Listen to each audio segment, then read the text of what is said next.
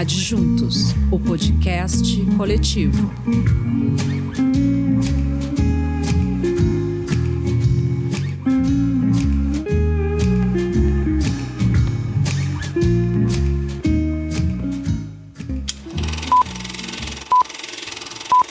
Telas Latinas, o nosso cinema com Luiz Alberto Cassol. Já começando então mais um Telas Latinas aqui no Adjuntos Podcast Coletivo, essa iniciativa marcante que eu não me canso de falar, né, que tiveram aí a Carolina Baumann e o Paulo Vaini de criarem esse canal coletivo de podcasts. E o canal Adjuntos Podcast Coletivo, ele conta com a produção, obviamente, do Paulo Vaini, da Carolina Baumann, além da qualidade do trabalho do André Martins, que faz as nossas vinhetas, os cards, e o André também apresenta e produz o Expoemas e as microcrônicas, que são apresentados aqui no Adjuntos. Aliás, vai lá no nosso canal Adjuntos no YouTube e clica lá, Fica curtindo o festival, é só clicar no positivo lá na mãozinha e pronto, vai passar a receber todas as nossas informações. Aqui no Adjuntos Podcast, além do Telas Latinas, que eu vou apresentar agora, a gente também encontra o programa o Fio da Sina, que é outro podcast muito legal, apresentado pelos músicos o Santiago Neto e o Quindim, e também o programa o Rua da Margem, que é apresentado pelo jornalista Paulo César Teixeira. Então vai lá e curte também os podcasts, valoriza o Adjuntos aí. Tudo isso fazendo parte então desse podcast coletivo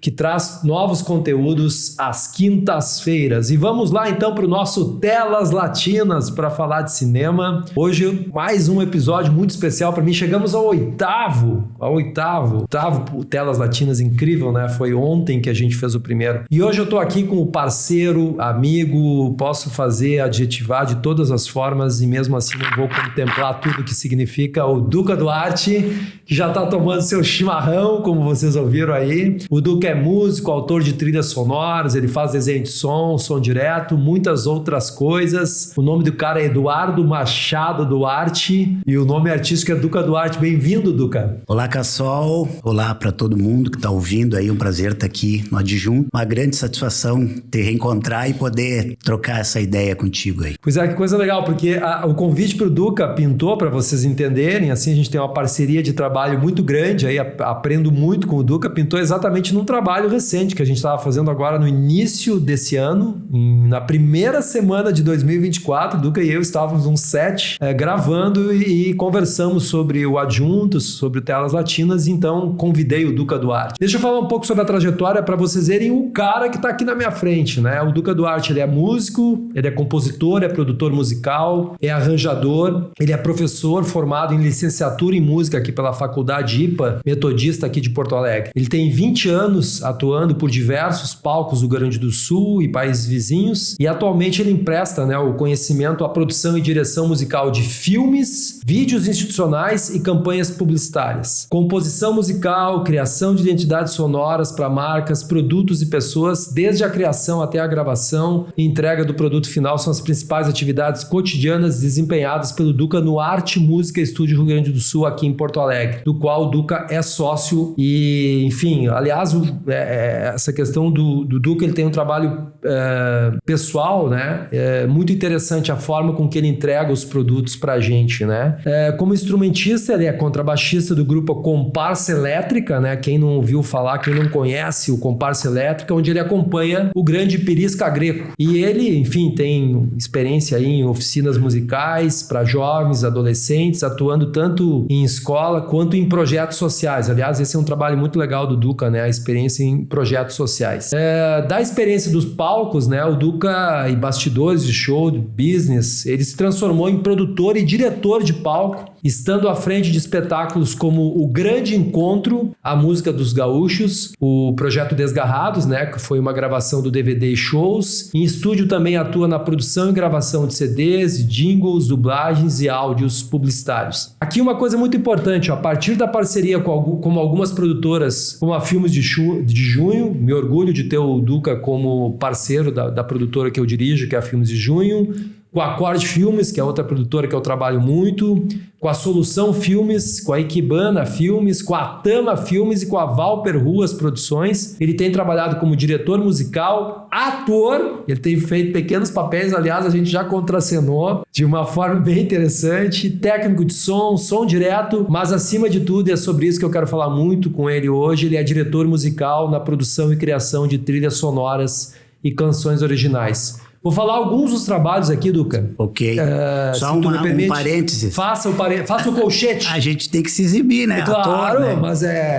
Com respeito aos grandes atores que a gente trabalha cotidianamente, né? É como uma homenagem, mas sempre que a gente tem oportunidade, um convite, a gente tá lá, né?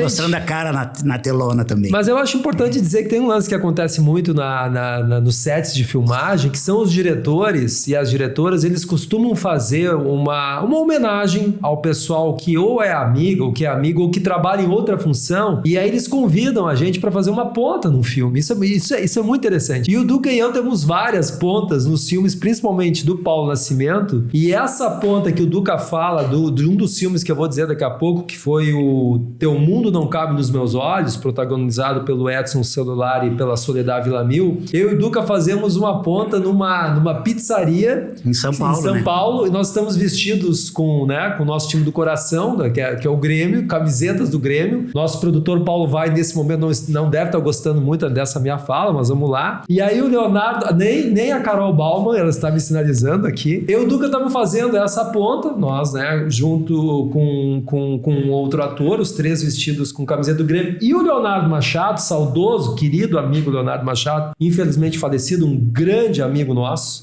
Nosso irmão. Parceiro, assim, era nosso irmão, o Léo. O Léo, que era gremista, faz no filme um colorado. E ele é um garçom colorado que tem que fazer de conta pro proprietário da pizzaria que ele trabalha, que é o Edson Celulari, que ele é colorado. E aí, ele é colorado e ele tem que fazer isso pro Edson, né? Porque o personagem do Edson é corintiano, então ele faz de conta que torce pro Corinthians, mas na real ele é um colorado. E essa cena nos marcou muito, porque é o Léo, gremista, num papel de colorado, contracenando comigo e o Duca, gremista. E nós éramos acostumados a assistir jogos do Grêmio juntos, os três, né? E foi muito engraçado aquelas brincadeiras com o Léo ali, até afinar tudo, acertar, até a hora de gravar. E aí a gente tinha que dar um texto pro Léo, e era muito engraçado ver o Léo fazendo aquele papel conosco, assim, porque o Léo, né? Eu tenho uma baita recordação daquele Eu também. E o mais engraçado era que na mesa ainda não tinha chegado a pizza, mas já tinha chegado a cerveja. E o copo tinha que estar sempre cheio, né? Então cada vez que repetia a cena, enchia o copo e a gente esvaziava. E a cerveja não era de verdade. Então essa é... Mas vamos lá, os destaques dos trabalhos audiovisual aqui pra gente começar esse bate-papo aqui que já começou marcante. Bom, a direção musical do filme Brizola, Tempos de Luta, o documentário, é do Duca Duarte. No Gotas de Fumaça, curta-metragem, a trilha e direção musical é do Duca Duarte. E a partir de agora eu vou só falando então o que o Duca Duarte já fez. No A Oeste do Fim do Mundo ele fez a canção original.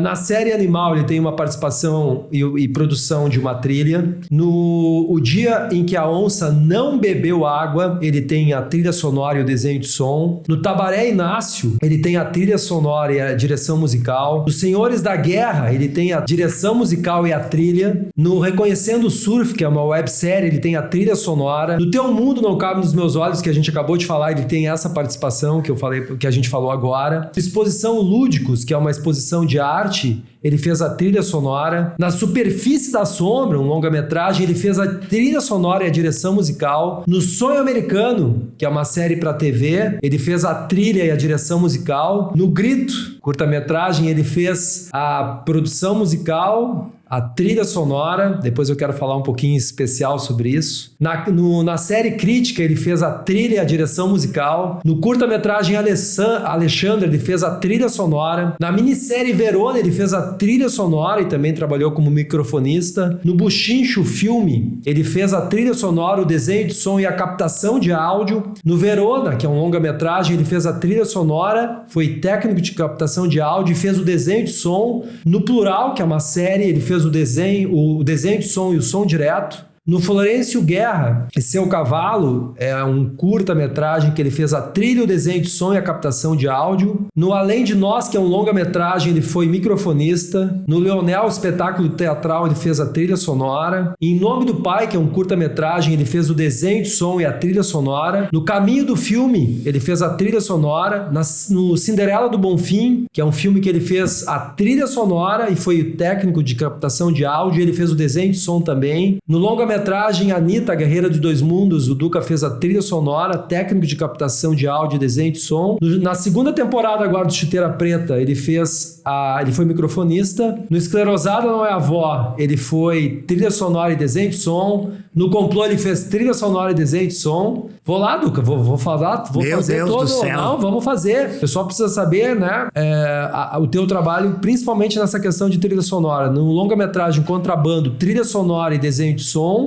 No Glênio, ele fez a trilha sonora e o desenho de som. No Ainda Somos os Mesmos, o longa-metragem, ele foi microfonista. No longa-metragem A Flor de Gigoia, ele fez o desenho de som. E no Infinimundo, que é um longa-metragem que está sendo finalizado agora, dos irmãos Miller, desenho de som e trilha sonora. No Perseguição e Cerco, a Juvencio Guerra Gutierrez, ele fez longa-metragem, que é um longa-metragem, ele fez a trilha sonora e também o som direto. Participação, exatamente. E agora tá trabalhando no Quer Fazer Pedra, que é um curta-metragem que eu tenho o privilégio de dirigir. Ele tá fazendo o desenho de som direto, fez já o som direto e vai fazer a trilha sonora. E para finalizar, o Louco, que é outro curta-metragem, ele tá fazendo som direto, desenho de som e trilha sonora. E eu deixei de fora alguns aqui. Sim, não, e aí pela lista dá pra ver que a gente tem muita coisa junto, muita coisa legal, que eu me orgulho, né? E a gente até tá parecendo a dupla Pelé e Coutinho,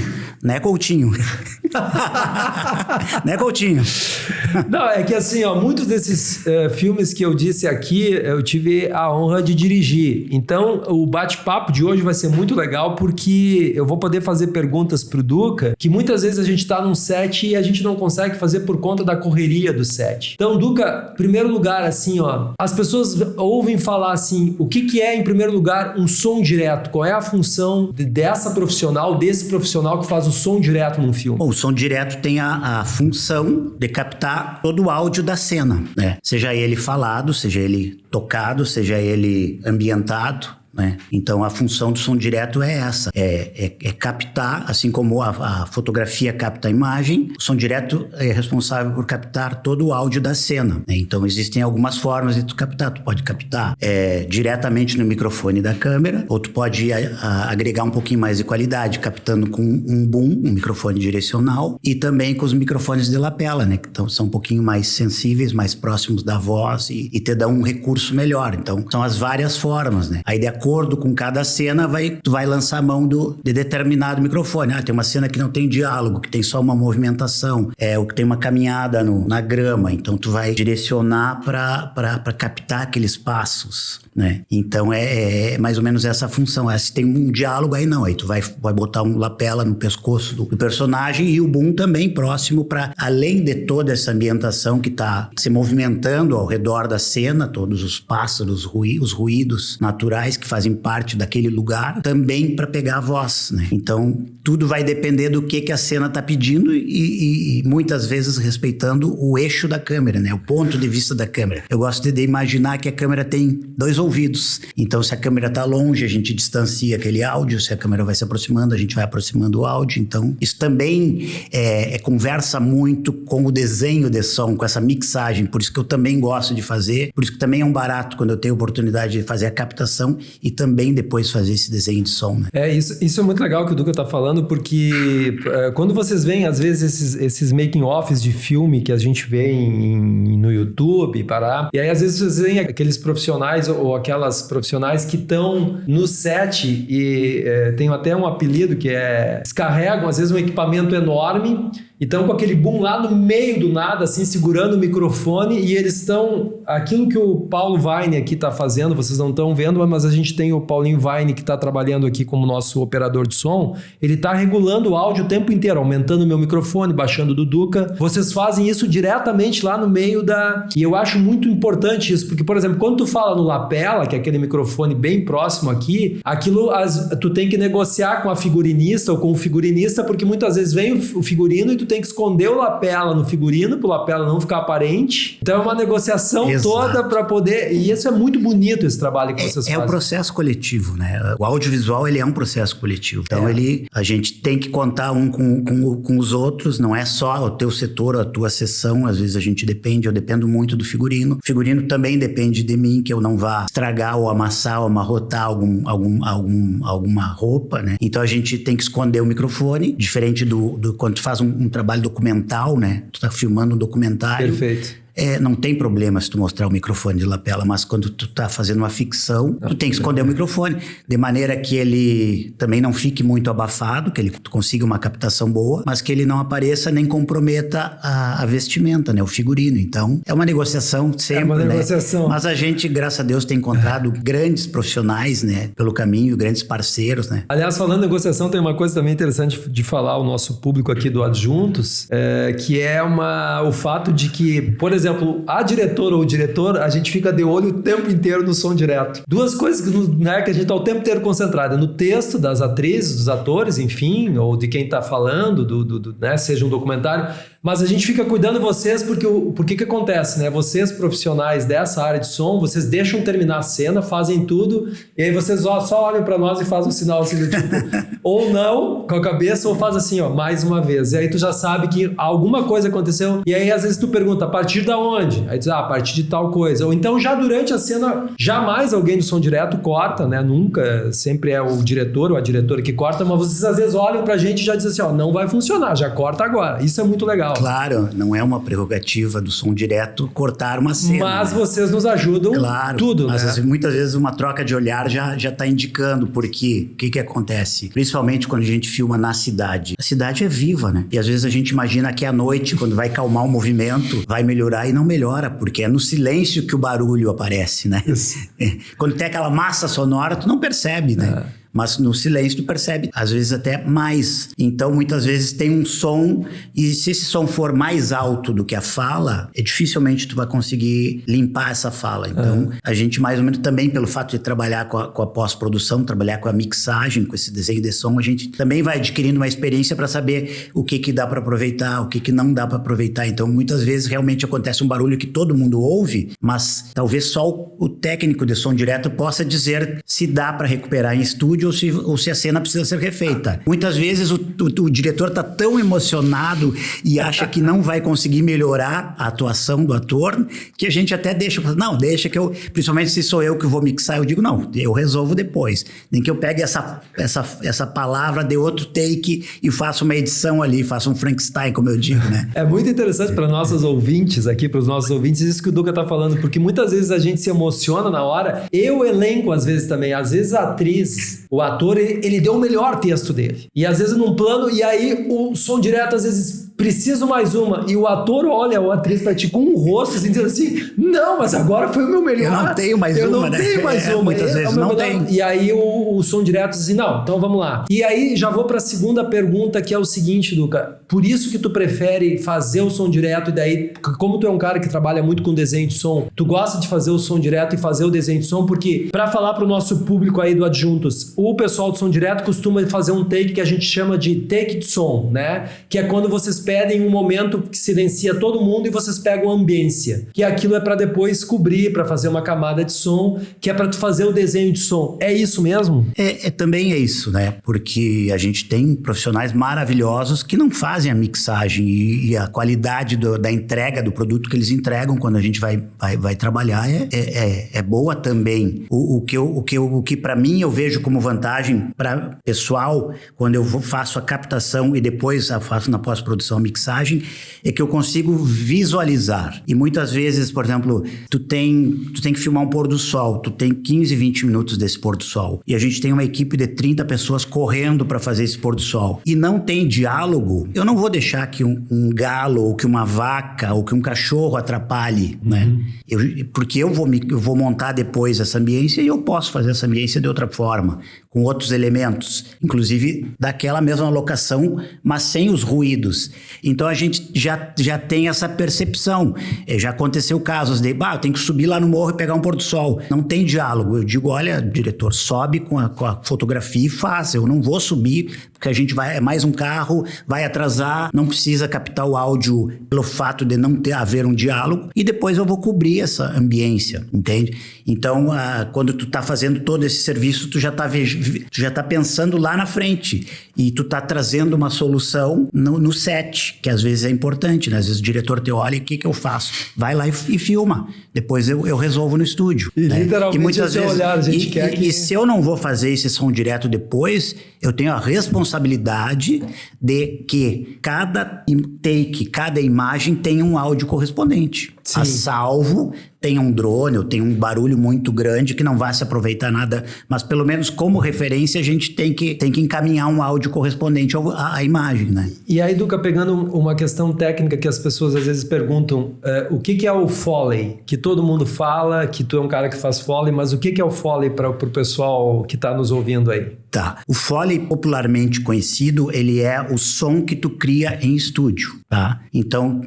teve uns passos na brita que tu não pôde captar direito, ou tinha um motor, um trator trabalhando, aí depois tu não consegue aproveitar aquela captação que tu fez na hora por causa do motor do trator, então tu vai recriar esses passos. A gente chama de Foley, só que o Foley em si, ele não é o arquivo, ele não é esse trabalho de colocar o som, casar esse som com a imagem. O Foley é o processo. Sim. É o processo. Então o que é o Foley em si? Tu assistir a imagem e gravar ao vivo. Literalmente, organicamente. Organicamente, né? Os passos, as batidas, os ruídos, os choros. Eu acho o trabalho de Foley lindo. Só que o Foley, ele requer mais recurso. Tu tem que ter um estúdio, uma sala com esse espaço, com água, com brita, com areia, com vários elementos para te criar essas sonoridades. E eu não tenho isso. Eu tenho estúdio e tenho um banco de sons, certo, de ruídos, certo, de imagens. Então eu preciso de um choro feminino. Eu tenho lá 300 choros femininos, entende? E eu preciso de passos. Eu tenho 1 milhão de passos, todos os tipos de passos, lentos, acelerados, correndo, na brita, na areia, dentro da água mais profunda, água mais rasa. E aí tu vai buscar esse banco, a gente chama de Foley, mas o Foley em si é o processo de fazer a gravação assistindo a imagem. É a mesma coisa, é o mesmo arquivo. Mas se tu não estiver gravando ao vivo, ele não é considerado tecnicamente Foley, mas a gente popularmente chama de Foley todo esse processo de colocar o som correspondente à imagem, né? Colocar esse ruído. Bom, tô falando aqui com esse craque, com o Duca Duarte, vocês já viram que ele entende muito, ele é super exigente, o Duca faz som direto, desenho de som e faz trilha sonora. E aí eu queria falar contigo sobre isso, Duca.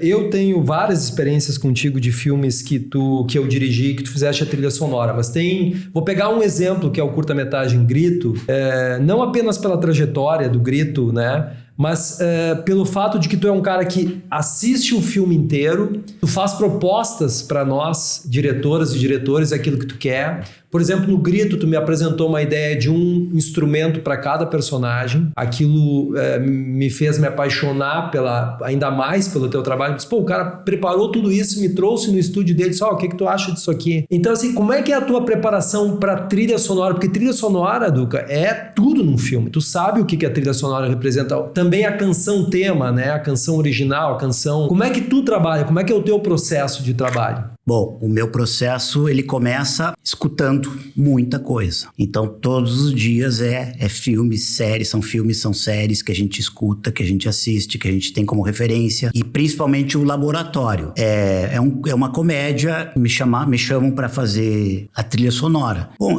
no dia a dia eu não pego o violão e faço uma comédia, né? Faço uma trilha para comédia. Isso é um trabalho muito específico. Então, aí começa o trabalho de pesquisa. Assistir comédias, ver...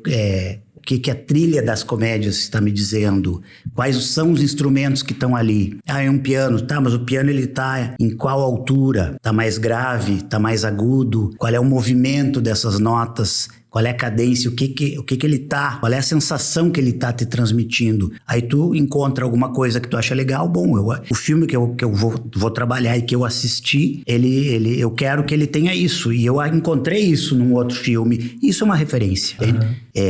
Isso é uma referência, porque eu não trabalho, não é uma coisa instintiva fazer uma comédia, eu preciso escutar, eu preciso ver, eu preciso entender e eu preciso causar uma sensação. Então, eu não vou do nada causar essa sensação. Existem técnicas, existem recursos e existem referências, sim, entende? Para atingir esse objetivo. Claro, agora eu vou fazer uma observação. A genialidade do compositor de trilhas, ela não tá na criação, ela tá em tu entender e saber que tu tá a serviço de outra cabeça. Tá a serviço de alguém. Isso é uma coisa que eu aprendi, graças a Deus, muito cedo, fazendo direção musical, antes de começar a botar a mão na massa, e vi que não adianta tu fazer uma coisa que tu acha que é genial, se não vai de encontro com o que o diretor pensa dramaturgicamente. Se ele precisa de uma pausa dramatúrgica ali, de um silêncio, não tem discussão. A gente tem que dar esse silêncio para ele. Então é super importante conversar, dialogar, tentar entrar na cabeça do diretor, tentar entender o que ele quer passar. Às vezes ele não sabe, às vezes ele te dá carta branca, tudo bem, vamos lá. Mas muitas vezes é importante saber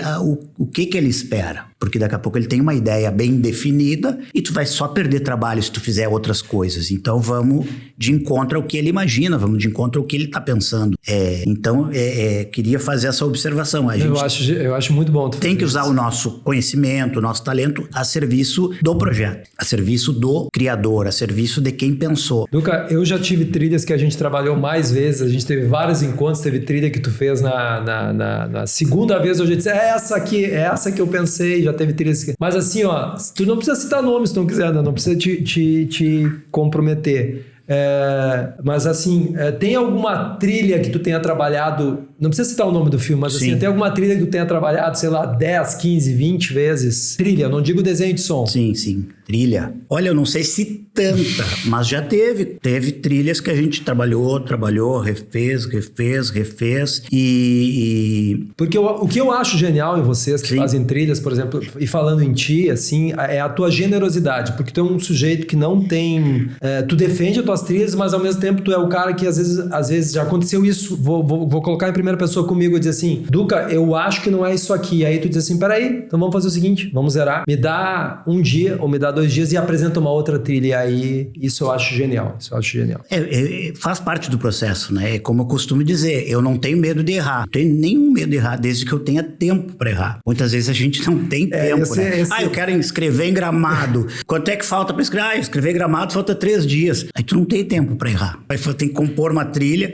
E aí eu acho que é importante ressaltar que eu trabalho muito sozinho, com MIDI. Não porque eu goste, mas por questões orçamentárias. Quando eu tenho orçamento, eu contrato músicos, porque eu sou músico, mas eu também não chamo músico de graça para trabalhar de graça. Eu acho isso essencial, isso é fundamental. Então isso também é muito claro pro diretor ou pro produtor, quando vão negociar comigo ou vão me contratar, eu digo, olha, custa tanto, eu posso fazer sozinho, posso fazer artificialmente um violino, portanto, mas o ideal seria ter um quarteto de cordas. Aí a pessoa chega lá, pensa, faz as contas e diz, não, faz MIDI. Eu não gosto, mas eu procuro me aperfeiçoar nisso, procuro ter os melhores plugins, os melhores instrumentos virtuais para ter uma entrega satisfatória. Às vezes eu peço, então, pelo menos um instrumento de verdade, que às vezes um instrumento analógico, ele acaba, entre aspas, esquentando, né, a trilha, e funciona muito. Eu fiz um musical com 9 canções e eu tinha condições de botar um instrumento analógico, um instrumento de verdade em cada uma e